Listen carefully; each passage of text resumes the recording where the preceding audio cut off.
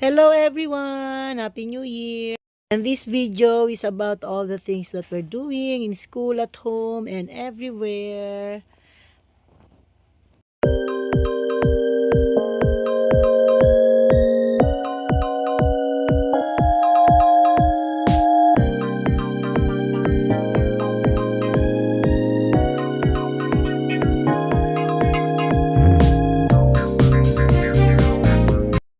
This is the seminar on Rescue Olympics. What to do in terms of or in times of crisis and emergency and disasters. Proper bandaging. This is a make-believe bandaging of the head and the arms, showing it to the children so the learners will also learn how to do it.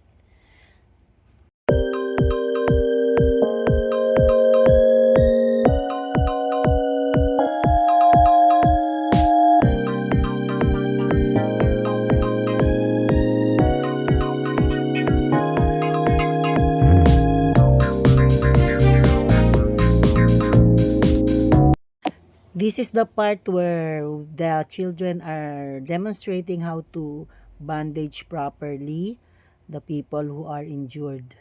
So these are the children watching the seminar, and also we will be giving the award to them as the first place with diba? Kahit sa kanila, lahat sila may ginagawa. Doon ba sa contest, pabilisan ng paggawa? Hindi naman, hindi naman. Meron na may time. May time. Kailangan 10 minutes, mabilisan. Kailangan mabilis ang pagkilos ng isang rescuer. Kasi baka naubos na yung dugo noon hindi pa nailagay. Ubos na yung dugo ni victim, hindi nyo pa naayos. Kailangan yung... Kapag po may heart attack at saka pag may cardiac arrest. Okay, ginagawa daw po ito kapag ang tao ay may heart attack or cardiac arrest. So, paano po ito ay ginagawa? Papakita po muna nila.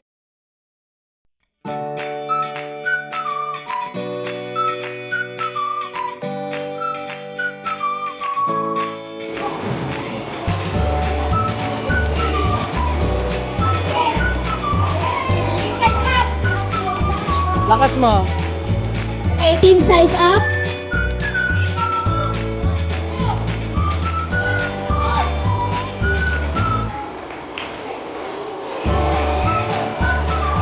Sama ka isa. Sama isa para kay pang-anin. Kulang sila ng bibuwas eh. Kaya yan? Sige, kaya niya yan.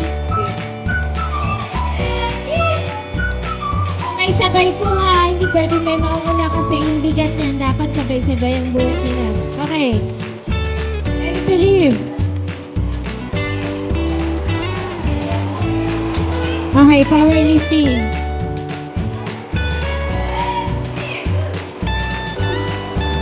Okay, palapakan. Okay, move.